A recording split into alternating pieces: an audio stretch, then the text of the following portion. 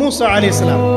আর মুসা আলাইহিস সালাম আর ফেরাউনকে নিয়ে কোরআনুল কারীমে প্রায় 44টা সূরার মধ্যে কথা আছে। আমি হিসাব করে দেখেছি, আমি টুকটাক ঘাটাঘাটি করে দেখেছি যে প্রায় 44টা সূরার মধ্যে 532টা আয়াত আছে মুসা এবং ফেরাউনকে নিয়ে। কথা বুঝতে পারছেন? 532টা। কোরআনের টোটাল আয়াত কত? একদম ভুল উত্তর, 6236। 6000 কত?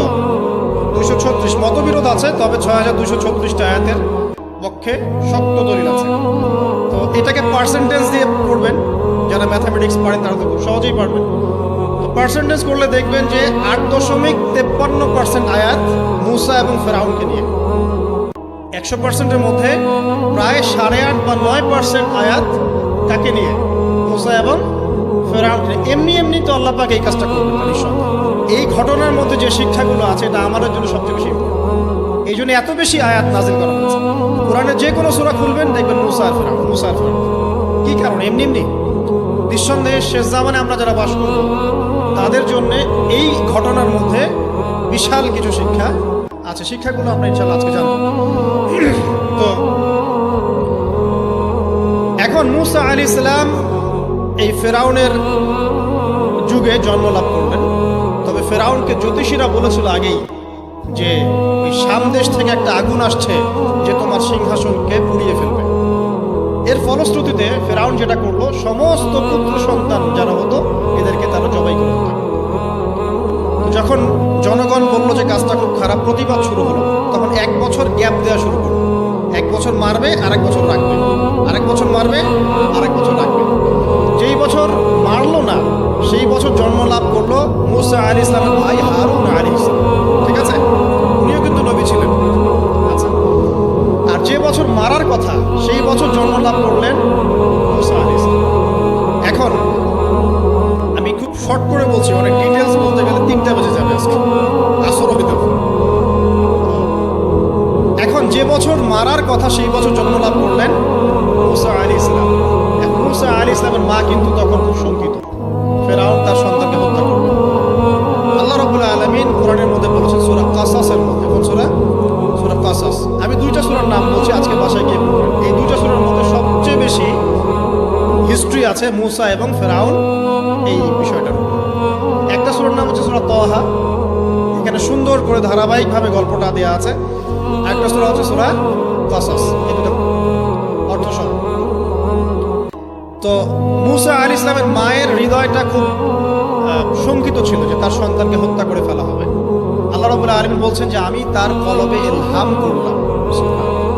আল্লাহ পাক তার মায়ের কলবের মধ্যে ইলহাম, মানে কি? ইলহাম হচ্ছে আল্লাহর পক্ষ থেকে প্রত্যাদেশ না, ওহী না, কিন্তু একটা বুঝ বা একটা নূর, একটা তাজাল্লি, একটা বাসীরা ঢেলে দেওয়া।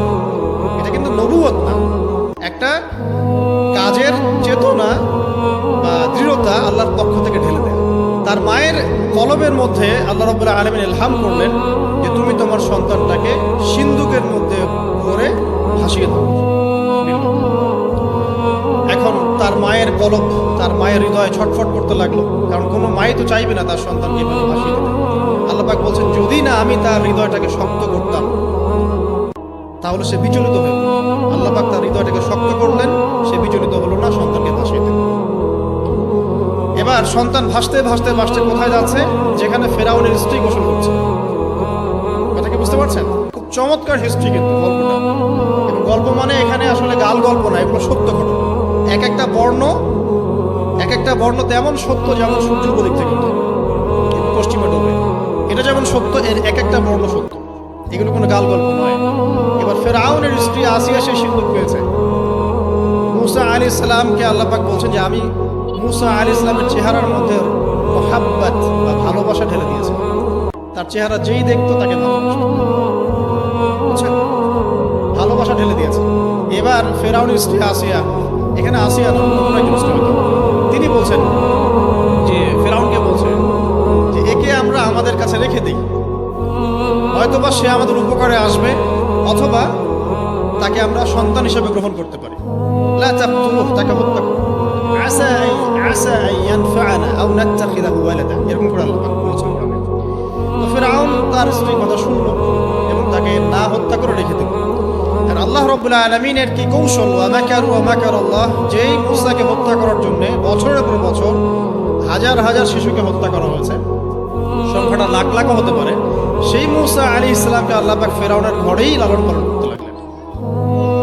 চিন্তা করলেন, এবার মূসা আলাইহিস সালাম যখন যুবক হলেন, আমি সংক্ষিপ্ত করছি, যখন যুবক হলেন তখন একদিন দেখলেন যে রাস্তায় দুজন ব্যক্তি ঝগড়া করছে। সূরা কসসের মধ্যে আছে, ফাইটিং, স্ট্রিট ফাইট। তো একজন ব্যক্তি হচ্ছেন বনু ইসরাইলের, আরেকজন হচ্ছে ফেরাউনের সেনাবাহিনীর। এখন মূসা আলাইহিস সালাম কার পক্ষ নেবেন? তিনি বনু ইসরাইলের পক্ষ নিলেন। তিনি গিয়ে তাকে বাঁচানোর চেষ্টা করলেন এবং শুধু একটা ঘুষি দিয়েছেন, একটা ঘুষি, এবং এই একটা ঘুষিতেই সেই ব্যক্তি ডেথ। এটা কোরআনে আছে, সূরা কসস। তার মানে কোরআন দলিল দিচ্ছে যে মানুষের বডিতে এমন এমন পার্টস আছে, এমন এমন জায়গা আছে যেখানে একটা ঘুষি মারলেও মানুষ মারা যেতে পারে। কি বুঝলেন? যারা মার্শাল আর্ট শিখেছেন বা শিখছেন তারা এটা আরো ভালো বুঝবেন। মানুষের এই বডিতে এমন অনেকগুলো জায়গা আছে, 7টা বা 8টা বা 10টার মতো, যেখানে একটা ঘুষি দিলেও মানুষ মরতে পারে। ভালো কিছু শিখেন, শিখলেন, ঠিক আছে? টিকটক প্রজন্ম না হয়ে আর এই মোবাইলে লুডু না খেলে ভালো কিছু শেখেন, ইনশাআল্লাহ কাজে দিবে। আত্মরক্ষা শেখা খারাপ? আচ্ছা, তো তবে দাড়ি টুপি নিয়ে শিখতে চান না, সমস্যা করতে পারে। এখন একটা ঘুষিতে সে ব্যক্তি মারা গেল। তারপরের দিন আবার দেখা গেল যে ওই ব্যক্তি যাকে তিনি বাঁচিয়েছেন সেই ব্যক্তি আর আরেকজন সেনাবাহিনীর সদস্য আবার মারা গেছে। এবার মূসা আলাইহিস সালাম বললেন যে তুমি তো একটা বোকা মানুষ। এবার সে আবার চড়াও হতে শুরু করলো মূসা আলাইহিস সালাম, কিন্তু এবার একজন ব্যক্তি এসে তাকে বললেন যে গতকাল তুমি কিন্তু একজনকে হত্যা করেছো এক ঘুষিতে, আজকে আবার তুমি এই কাজ করতে যাচ্ছ, তুমি তো এখানে স্বৈরাচারের মতো আচরণ করছো। মূসা আলাইহিস সালাম তখন আল্লাহর কাছে ক্ষমা চাইলেন, আল্লাহর কাছে ক্ষমা চাইলেন, বললেন ইন্নাহু হাযা মিন আমালিশ শাইতান, এটা তো শয়তানের মতো কাজ, শয়তানের কাজ হয়ে গেল। রব্বিক ফিরলি, আল্লাহ আমাকে মাফ করে দিন। ফাগফার আল্লাহ, আল্লাহ পাক বলছেন আমি তাকে মাফ করে দিন। তিনি তো ইচ্ছাকৃতভাবে করেন নাই, করেছেন আনইনটেনশনালি, এটা হয়ে গেছে। কিন্তু এখন ফেরাউন মূসা আলাইহিস সালামকে ধাওয়া করতে শুরু করলো, কারণ ফেরাউনের দৃষ্টিতে মূসা আলাইহিস সালাম একটা মার্ডার করেছেন, তার দৃষ্টিতে। মূসা আলাইহিস সালাম তো আর এটা করেন নাই, ইচ্ছা করে এটা হয়নি, অ্যাক্সিডেন্টলি হয়ে গেছে। এখন মূসা আলাইহিস সালামকে এক ব্যক্তি এসে বললো তুমি এখান থেকে তাড়াতাড়ি পালাও, এই মিশরে থাকলে ফেরাউন তোমাকে ধরে এখন শাস্তি দিবে। এখন মূসা আলাইহিস সালাম বাধ্য হয়ে মিশর থেকে চলে যাচ্ছেন কোথায়? মাদিয়ান। কোন জায়গা? মাদিয়ান। এটাও আরবের মধ্যে একটা জায়গা, যেই জায়গার নবী হচ্ছেন শুআয়ব আলাইহিস সালাম। কি নাম? আচ্ছা, এবার শুআয়ব আলাইহিস সালামের সেই কওমে মূসা আলাইহিস সালাম গেলেন, না খাবার আছে, না পানি, না কাপড়, কিছুই নেই, একদম রিক্ত হস্ত। সেখানে গিয়ে তিনি দেখলেন যে এমনই একটা জলাশয়, হয়তো আল্লাহ ভালো জানেন, সেই জলাশয়ের কাছে কিছু মানুষ পানি পান করাচ্ছে গবাদি পশুদেরকে। আমি কি বুঝতে পারছি? আচ্ছা, তো দূরে দুজন মেয়ে দাঁড়িয়ে আছে, এই দুজন মেয়ে অনেকক্ষণ থেকে দাঁড়িয়ে আছে, তারা পানি পান করতে পারছে। মূসা আলাইহিস সালাম অনেকক্ষণ থেকে অবজার্ভ করছেন যে মেয়ে দুটো পানি পান করতে পারছে না গবাদি পশুদেরকে। তিনি প্রথমে একটু অস্বস্তি বোধ করলেন, তারপরে আবার গেলেন তাদের কাছে, গিয়ে বললেন কি সমস্যা। তখন সেই মেয়েরা বললো যতক্ষণ পর্যন্ত আমার কওমের লোকেরা এখান থেকে সরে যায় না ততক্ষণ আমরা পানি পান করতে পারি না, কারণ আমরা দুর্বল, মেয়ে মানুষকে টাইম দিচ্ছে না। এদিকে আমাদের বাবা অত্যন্ত বৃদ্ধ মানুষ, বাসায় পড়ে আছেন একা। তখন মূসা আলাইহিস সালাম যুবক ছিলেন এবং তিনি কিন্তু শক্তিশালী ছিলেন, কওয়িউন আমিন, বিশ্বস্ত এবং শক্তিশালী। ওই এক ঘুষিতে মানুষ মারা মানুষ, কি মনে করছেন? তো তিনি এবার ওই গবাদি পশুদেরকে নিয়ে এসে পানি পান করালেন। পানি পান করিয়ে তিনি একটা গাছের ছায়ায় গিয়ে বসলেন। এই প্রত্যেকটা কথা কিন্তু কোরআনে আছে, প্রতিটা কথাই। সূরা কসস পড়েন, সূরা তাহা পড়েন। গাছের ছায়ায় বসে তিনি একটা দোয়া করছেন, এবার হাত উঁচু দোয়া করছেন, রব্বি, হে আমার প্রতিপালক, ইন্নী লিমা আনজালতা ইলাইয়া মিন খাইরিন ফাকির, হে আল্লাহ, আপনি আমার প্রতি যে রহমত বা যে করুণা বর্ষণ করবেন এর জন্য আমি ফকির হয়ে বসে আছি। দোয়ার ভাষাটা শুনছেন? আল্লাহ, আপনি আমার প্রতি যে করুণা বর্ষণ করবেন আমি এর জন্য ফকির হয়ে বসে আছি। তো প্রত্যেকটা নেক কাজ করার পরে এরকম দোয়া করা সুন্নাত, দোয়া কবুল হয়ে যাবে। দোয়া দোয়া সাথে সাথে কবুল হয়ে গেল। এখন ওই দুইজন মেয়ের মধ্যে একজন মেয়ে হেঁটে হেঁটে আসছে। ওই মেয়ে কিভাবে হেঁটে এসেছে সেটাও কোরআন বলেছে, কিভাবে হেঁটে এসেছে সেটাও কোরআনে বলেছে সূরা কসাসের মধ্যে। সূরা কসাসে আল্লাহ পাক বলছেন ওই দুইজন মেয়ের মধ্যে একজন হেঁটে হেঁটে আসলো লাজুক পায়ে। কেমন পায়ে? লাজুক পায়ে। যেই চলাফেরা আপনি এখনকার মেয়েদের মধ্যে দেখতে পাবেন। এখনকার মেয়েদের হাঁটার মধ্যে লজ্জা আছে, লজ্জাশীলতার সাথে লাজুক ভঙ্গিতে সেই মেয়ে হেঁটে হেঁটে আসলো। আল্লাহ পাক সেই কথাটা কোরআনে বলেছেন। এখনকার যে পশ্চিমা সংস্কৃতির অনুকরণ করে যে মেয়েরা, এদের মধ্যে আপনি এই ভাবটা পাবেন? তাদের হাঁটা দেখলে আপনি মনে হবে লজ্জা আছে ভিতরে কোনো। এই বিষয়টা নিয়ে খুব ভাবছিলাম। দেখেন সূরা আরাফের মধ্যে আল্লাহ পাক বলেছেন যে শয়তান তোমাদের পিতা এবং মাতাকে জান্নাত থেকে বের করে দিয়েছে, তোমরা শয়তান সম্পর্কে সতর্ক থেকো। যখন জান্নাত থেকে বের হয়ে যাবেন তার আগে যখন তারা ওই যে গাছের কাছে গিয়েছেন, সর্বপ্রথম যে ঘটনা ঘটেছে সেটা হলো গায়ের কাপড় খুলে গেছে। আমার কথা বুঝতে পারছেন না? ওই ফলের কাছে যাওয়ার পর সর্বপ্রথম যে ঘটনা ঘটেছে জান্নাতে, নিজেদের গায়ের কাপড় খুলে গিয়েছিল। এরপরে গাছের ছাল এবং গাছের যে বড় বড় পাতা জান্নাতের, এগুলো দিয়ে তারা লজ্জাস্থান ঢাকা শুরু করেছিলেন। এটাও কোরআনে আছে। এখন আল্লাহ পাক যখন নামিয়ে দিচ্ছেন দুনিয়াতে, আদম সন্তানদেরকে আল্লাহ পাক বলছেন যে তোমরা শয়তান সম্পর্কে সতর্ক থেকো, শয়তান কিন্তু তোমাদের পিতা মাতার কাপড় খুলে নিয়েছিল। কথা বুঝতে পারছেন? এখন খেয়াল করে দেখেন যে কাপড় খুলে নেওয়া দরকার হচ্ছে না, মানুষ অটোমেটিক কাপড় খুলে দিচ্ছে। কথা কি বুঝতে পারছেন? মনে করে একটা এক্সাম্পল দিই, আল্লাহ না করুক, ধর এই মাঠের মধ্যে 1 লক্ষ মানুষকে জড়ো করে এই মাঝখানে শহীদ মিনারের কাছে যদি আপনাকে কেউ জোর জোর করে 10 জন মানুষ ধরে কাপড় খুলতে চায়, আপনার কেমন লাগবে? একটু চিন্তা করেন, পুরুষ হিসেবে চিন্তা করেন, মহিলা কথা বাদ দেন। আপনি তো পুরুষ, আমাদের কি ভালো লাগবে? আমাদেরকে যদি বলে যে মেরে ফেলবো অথবা কাপড় খুলতে হবে, কোনটা নিবা? আপনি বলবেন হয়তো মেরে ফেল, তাও ভালো, তাই না? তাহলে ওই মানুষদের কথা চিন্তা করেন যারা ইচ্ছায় স্বেচ্ছায় লক্ষ লক্ষ মানুষের সামনে কাপড় খুলে ফেলছে।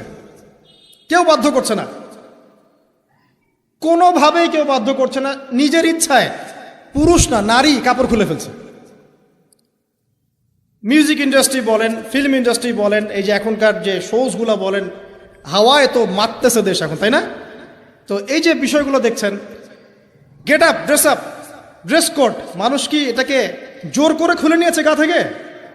ইচ্ছা করে খুলে দিয়েছে। তাহলে এদের অবস্থান চিন্তা করেন যে এদেরকে কার সাথে তুলনা করবেন আপনি? এখন যদি বলেন পশুর সাথে, আমি বলবো তুলনা ঠিক হয়নি, কারণ কোনো পশুও নগ্ন চলে না। চলে?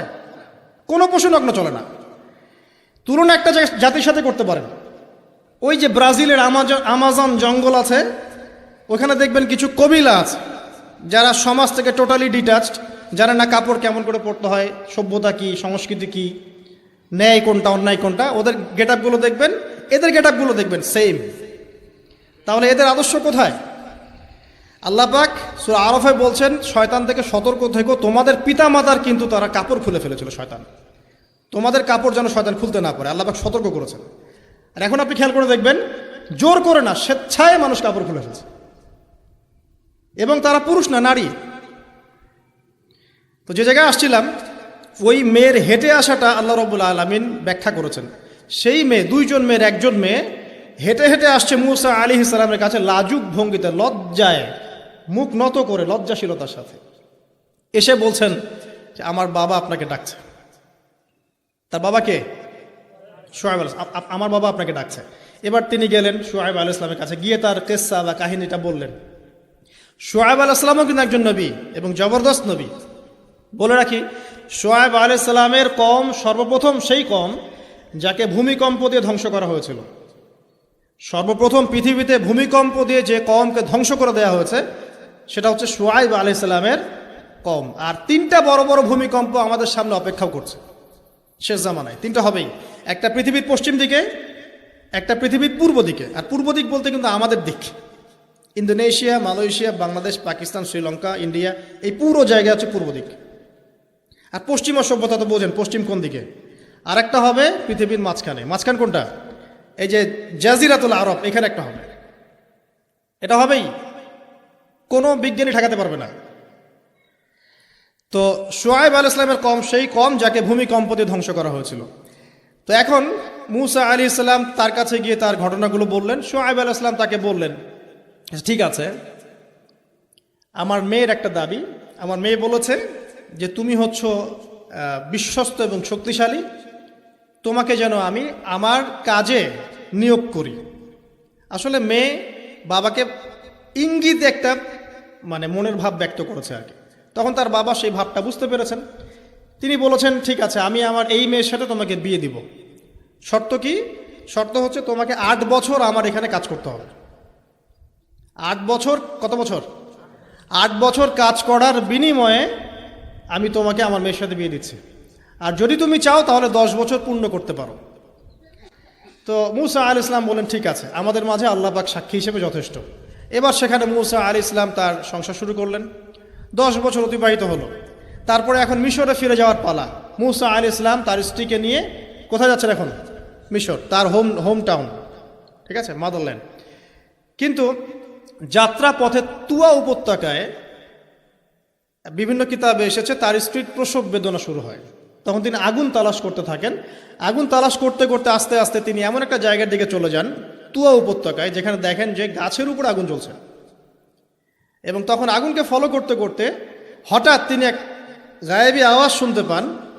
আওয়াজটা হচ্ছে এমন, আমি একটু পড়ে শোনাই। আওয়াজটা হচ্ছে এমন যে, ইন্নী আনা রব্বুক ফাখলা'না আলাইক ইন্নাকা বিল ওয়াদিল মুকদ্দাসি তুয়া।